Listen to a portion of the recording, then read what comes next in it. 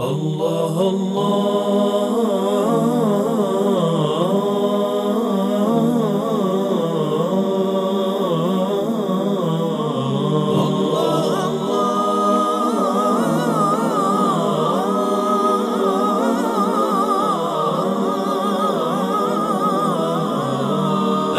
الشمس والقمر بحسبان والروض أينع بالريحان والطير. أعوذ بالله السميع العليم من الشيطان الرجيم. بسم الله الرحمن الرحيم. وبه نستعين وصلى الله على سيدنا محمد وعلى آله الطيبين الطاهرين. رب اشرح لي صدري ويسر لي أمري واحلل عقدة من لساني يفقه قولي.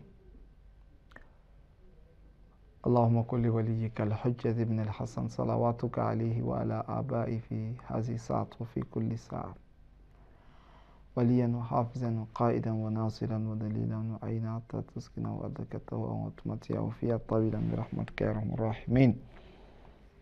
Au nom d'Allah, le tout miséricordieux, le très miséricordieux, paix et bénédiction sur le noble des créatures, le saint prophète Mohammed sallallahu alayhi wa sallam, sur sa sainte famille, ses vertus compagnons, et sur ceux celles qui suivront sa voie jusqu'au jour de la résurrection. Que Dieu nous aide, qu'il fasse de nous des nos vertus, qu'il nous guide sans cesse sur le droit chemin. Chers frères, chères sœurs, nous sommes toujours dans notre même sujet qui est concernant la non-altération, n'est-ce pas, du Saint-Coran, du fait que rien n'a été ni soutiré, ni additionné, il n'y a pas ni de soustraction, ni d'addition, n'est-ce pas, dans le Saint-Coran. Tous nos savants sont tout à fait unanimes, n'est-ce pas, sur ce sujet.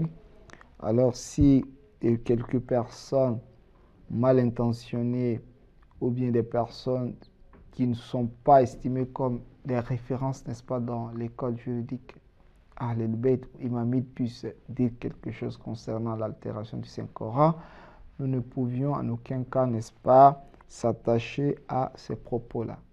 Donc nous devrons faire fi, n'est-ce pas, de ces différents propos. Et nous avions également dit que les ulémas ont à travers, n'est-ce pas, la raison prouvé, n'est-ce pas, le fait que le Coran n'a pas été altéré. Il y a aussi Aqaidatul Lutf qui est le principe, n'est-ce pas, de la miséricorde, n'est-ce pas, de Dieu. Et aussi il y a les versets coraniques qui mettent en évidence Inna nahnu nazzalna dhikra inna lahu lahafizun. Nous avions fait, n'est-ce pas, cette descente, n'est-ce pas, le rappel, et que c'est nous qui assurons, n'est-ce pas, nous qui sommes, n'est-ce pas, son gardien, le gardien, n'est-ce pas, de ce livre, pour dire que rien ne pourrait, n'est-ce pas, l'altérer. Et aussi il y a les hadiths qui mettent en évidence que le Coran n'a pas été altéré.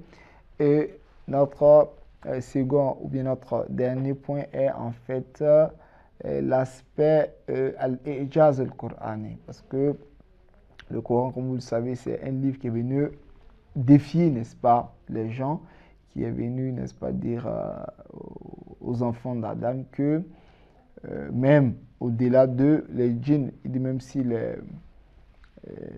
les hommes et les djinns, n'est-ce pas, s'associaient afin de pouvoir créer quelque chose de semblant, n'est-ce pas, au Saint-Coran, ils ne pourront en aucun cas le faire.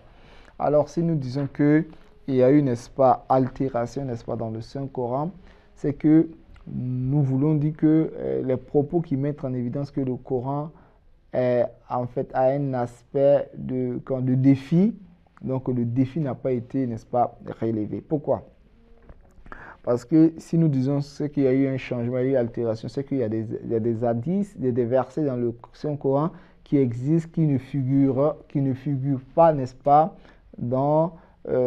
normalement dans le Saint-Coran. C'est-à-dire qu'il y a des versets qui figurent, alors qui ne sont pas réellement, n'est-ce pas, des versets coraniques. Alors, si nous estimons ça comme étant, n'est-ce pas, des versets coraniques, c'est que cela voudrait dire qu'il y a des choses qui ont qui existe, n'est-ce pas, du Saint-Coran, quand bien même que dans le fond, ça ne fait pas partie du Saint-Coran. Donc, le fait qu'Allah subhanahu wa ta'ala puisse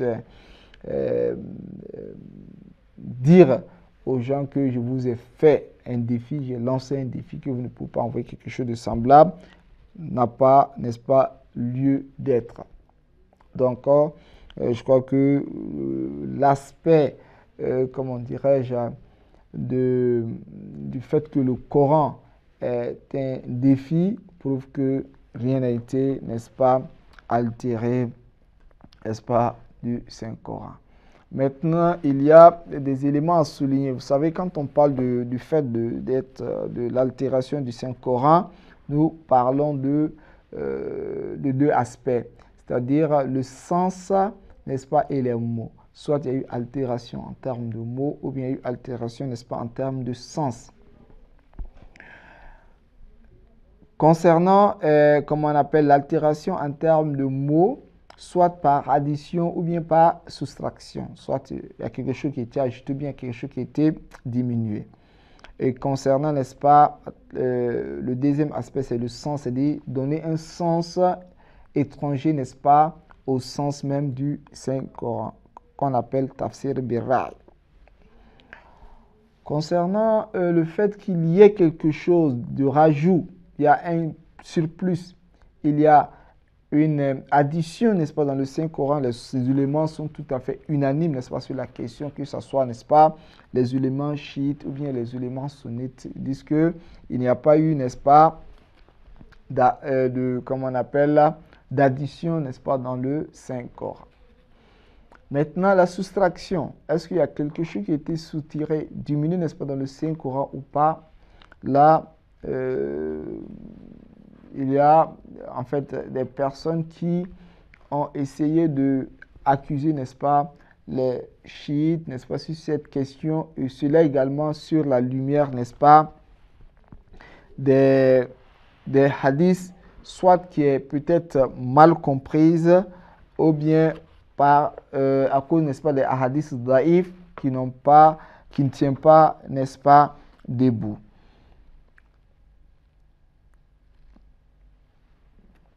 Alors, mais bien avant même que nous n'abordions, n'est-ce pas, ce hadith, c'est-à-dire ce hadith, il faut souligner que d'abord, nous avons deux éléments ici qu'il faut mettre, n'est-ce pas, en évidence. D'abord, il y a des livres ou des hadiths qui mettent, n'est-ce pas, en évidence qu'il y a addition, n'est-ce pas, dans le Saint-Coran, ou bien des soustractions. Ça, c'est deux. De deux, ces personnes-là sont des personnes qu'on pourrait, n'est-ce pas, on ne pourrait pas se fier à eux en termes, n'est-ce pas, de propos. Troisièmement, quand on veut se référer à une école bien donnée, on se réfère, n'est-ce pas, aux savants de cette école-là, aux érudits, n'est-ce pas, de cette école-là, comment dirais-je là, aux croyants, n'est-ce pas, de cette école-là. Ce n'est pas n'importe qui ni n'importe comment. Alors maintenant, revenons maintenant aux hadiths pour essayer de voir les hadiths qui mettent en évidence, n'est-ce pas, la soustraction ou l'addition, n'est-ce pas, des versets coraniques, quel est, n'est-ce pas, leur état. Les grands savants, dans les différentes recherches, nous disent que la majorité de ceux-là même qui blâment, n'est-ce pas, les chiites, qui accusent, n'est-ce pas, les chiites, qu'ils croient au fait qu'il y a eu addition ou soustraction, n'est-ce pas, dans le Saint-Coran, se basent, n'est-ce pas, sur deux personnes ou deux livres. Le livre d'une personne qu'on appelle Kitab al-Qira'at, l'auteur c'est Ahmad ibn Muhammad Sayyar, qui est décédé en 286 Hijr. Les ulémas disent de lui daïf. On dit que c'est quelqu'un de faible, c'est quelqu'un dont on ne peut pas se fier, n'est-ce pas, à ses propos. Il dit que ses propos sont faibles, on ne peut pas se fier avec lui. Et on dit au fasid al-mazhab, on dit que c'est quelqu'un qui n'a pas une bonne foi, mais une bonne croyance. Non seulement ses propos sont rejetés, ce n'est pas acceptable, et de deux, il n'est pas habité, n'est-ce pas, d'une bonne croyance. Ça, c'est concernant le livre Al-Qira'at de Ahmad ibn Muhammad Sayyar, qui est décédé, n'est-ce pas, en 286. Et nous avons également le livre de Ali ibn Ahmad al-Koufi, qui est également décédé en 353. Les ulémas disent que lui, en fin de compte, en fin de sa vie, était extrémiste, qu'on pourrait dire al-Ghulat. Al-Ghali, c'est celui-là même qui prétend que les Ahlul Bayt sont des dieux, mais l'imam Ali alayhi salam est un dieu. C'est-à-dire le fait de croire ou bien de donner un privilège à Ahlul Bayt, un privilège divin. C'est-à-dire donner, ce n'est pas le fait de croire, n'est-ce pas, au miracle d'Ahlul Bayt alayhi salam. Nous pouvons croire au miracle d'Ahlul Bayt, les miracles même extraordinaires, mais cela ne fait pas de toi un ghali, un extrémiste. Mais le fait de donner un pouvoir divin à ces personnes-là, c'est-à-dire des pouvoirs qui sont exclusifs à Allah subhanahu wa ta'ala, le fait de les attribuer à Ahlul Bayt alayhi salam, tu rentres automatiquement parmi les extrémistes, n'est-ce pas, en termes de foi, qu'on appelle les roulat. Donc, lui, en fin de compte, il était un ghali. Donc, ces hadiths ne sont tout à fait rejetés. Donc, il se base sur ces personnes-là, alors que ces personnes ne sont pas fiables en termes d'hadith. Ça, c'est notre premier aspect. Deuxième aspect, il y a des versets coraniques dans lesquels des parties ou des paragraphes ont été ajoutés afin de mettre en évidence, n'est-ce pas, le commentaire ou bien l'exégèse, n'est-ce pas, de ce, comment on appelle là, de ce verset-là. Et cela se trouve que chez les chiites également comme chez les sunnites. Comme, n'est-ce pas, dans le Saint-Coran, il était dit, Bismillah ar-Rahman ar-Rahim, Ihdina sirat al-mustaqim. Il dit, guide-nous, n'est-ce pas, sur la bonne voie. Les savants, dans les tafasirs, ont dit ici, sirat al-mustaqim, c'est la voie du prophète et la voie, n'est-ce pas, de la famille du Saint-Prophète. Ici, c'est pour mettre en évidence le tafsir de ces versets-là. Ce n'est pas pour dire que réellement, Sirat al-Mustaqim, c'est Sirat Muhammad wa Ali Muhammad. Ce n'est pas en fait ce qui était. Le sens, le verset ne veut pas dire Sirat Muhammad wa Ali Muhammad. Ce n'est pas cela. Mais Sirat al-Mustaqim, si on veut réellement savoir quel est ce qu'on appelle Sirat al-Mustaqim, c'est la voie du Saint-Prophète Muhammad de sa sainte famille. Et aussi, on a dit Sirat Aliyin, la voie de l'imam Ali. Alors, la voie de l'imam Ali ne voudrait pas dire que le Saint-Coran s'est descendu au lieu de Sirat al-Mustaqim, Sirat Ali. Non, mais c'est le sens c'est comme si c'est le commentaire, n'est-ce pas, de Sirat al-Mustaqim qui est Sirat Muhammad ou bien Sirat Ali. Donc, il faudra que on tient compte de cela.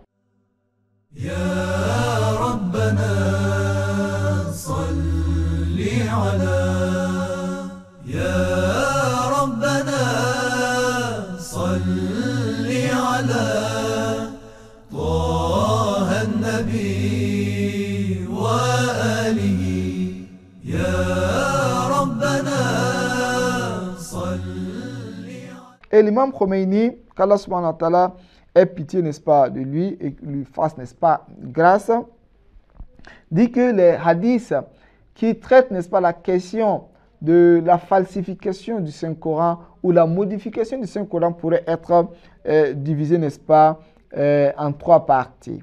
Première partie, ce sont les hadiths daïf, les hadiths faibles sur lesquels on peut en aucun cas se baser pour déduire des règles ou bien pour prouver quoi que ce soit. Ça, c'est d'un. Les hadiths faibles, qu'on appelle hadiths daïf.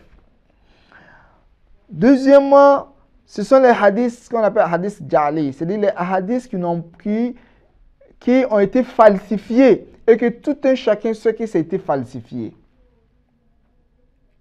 Alors, ces hadiths également, on ne peut pas en aucun cas se baser là-dessus. Donc, premièrement, c'est les hadiths daïf, hadiths faibles, que quand on analyse même, on peut savoir que c'est faible, ça n'a pas de base.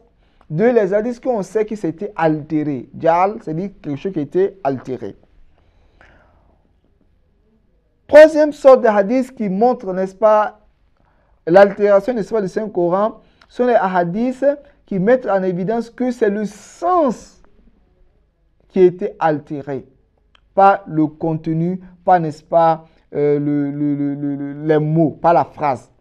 Les phrases restent comme ils sont, sans pour autant que même un verset ne soit altéré, même un point, mais le sens, chacun peut, n'est-ce pas, donner n'importe quel sens, n'est-ce pas, qu'il voudrait, n'est-ce pas, au hadith. Donc, l'imam Khomeini nous dit que c'est le sens qui a été altéré. C'est-à-dire, le hadith vient mettre en évidence qu'il y a eu altération du sens, pas altération, n'est-ce pas, du contenu ou bien de la phrase ou des expressions, n'est-ce pas, de ce Coran-là.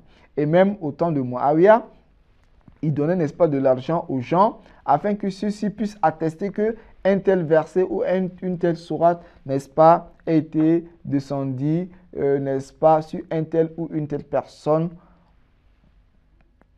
au lieu que celui-ci dise que ce hadith-là sont les hadiths qui montrent les privilèges de l'imam Ali alayhi salam. On délaisse l'imam Ali, on prend, n'est-ce pas, les qualités, les privilèges de l'imam Ali, on les colle, n'est-ce pas, aux uns, n'est-ce pas, et aux autres. Donc voilà, en fait, les quelques éléments qu'il faut mettre, n'est-ce pas, en évidence. Maintenant, les ulémas de l'école Ahlul Bayt alayhi salam, qui, depuis, n'est-ce pas, les grands savants, à compter de Cheikh Sadouk, qui est mort, n'est-ce pas, décédé, n'est-ce pas, en 381, Cheikh al-Mufid en 413, Assid Murtada en 436, Cheikh Tousi en 460, wa Amin al-Islam al-Tabarsi en 548, Allama Hilli en 727, Muhakkik al-Karaki en 940, Cheikh Bahauddin Amili en 1031 Hijr, wa Mullah Muhsin Fail al-Kashani en 1090, wa Cheikh Ja'far al-Kashif al-Ghitab en 1228, wa Cheikh Mohamed Hussein Kashif al-Ghitab en 1373, wa Allama Sayyid Muhsin al-Amil en 1371, wa l'imam Sharafuddin al-Amili en 1377, wa Allama al-Amini en 1390, wa Allama al-Tabatabai en 1402, et l'imam al-Khomeini qui est décédé en 1409 et Sayyid Koui en 1413. Tous ceux-ci sont d'avis pour dire que le Coran n'a pas été altéré. En titre d'exemple, nous allons citer les propos d'un grand, le premier qui a été cité, qui est Cheikh Tousi fi Kitab al-I'tiqadat. Il dit, I'tiqaduna, notre croyance, anna al-Quran alladhi anzalahu Allah ta'ala ala nabiyyi Muhammad huwa ma bayna daffatayn. Il dit, nous croyons, notre croyance, est-ce que le livre qui a été révélé au saint prophète Muhammad sallallahu alayhi wa sallam est ce livre-là même qui se trouve dans, comment on appelle là, ces deux couvertures. Dafatain, ces deux couvertures. Et c'est le même livre-là même qui se trouve dans la main des gens sans pour autant qu'il y ait, n'est-ce pas, d'addition. Pas plus.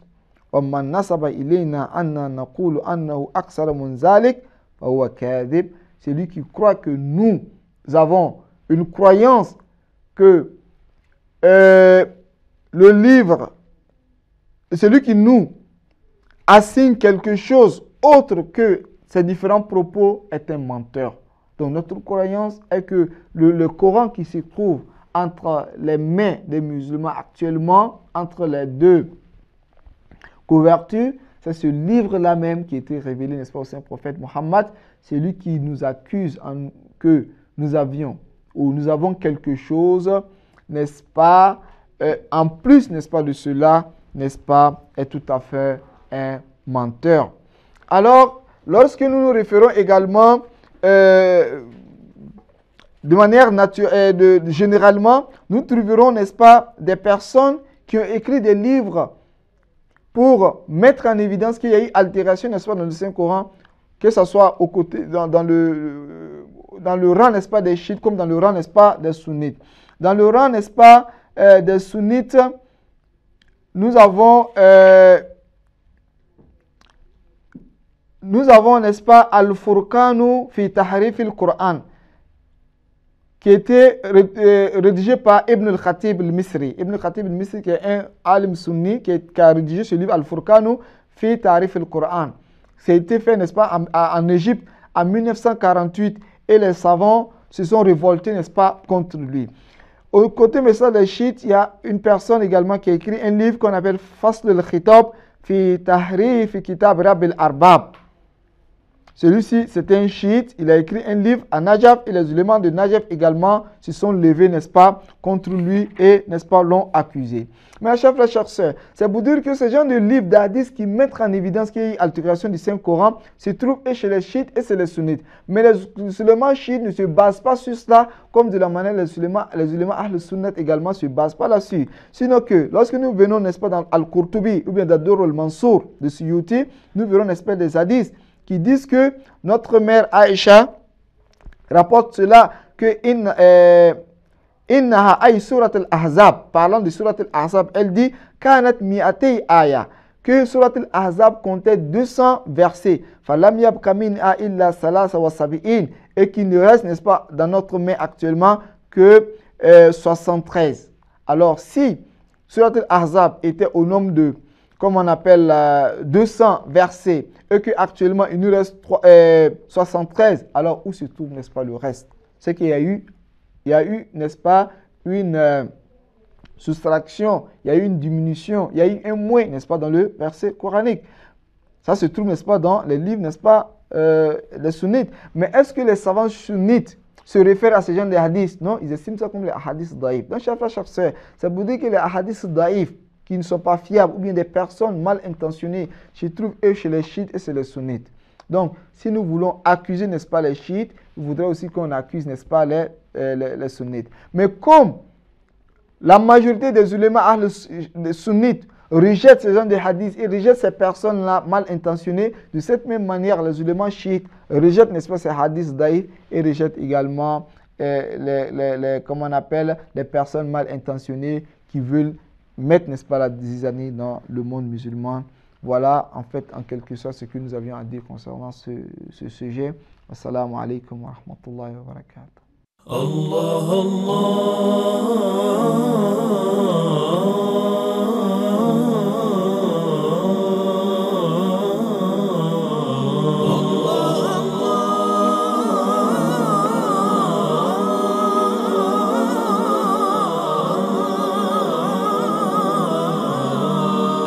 الشمس والقمر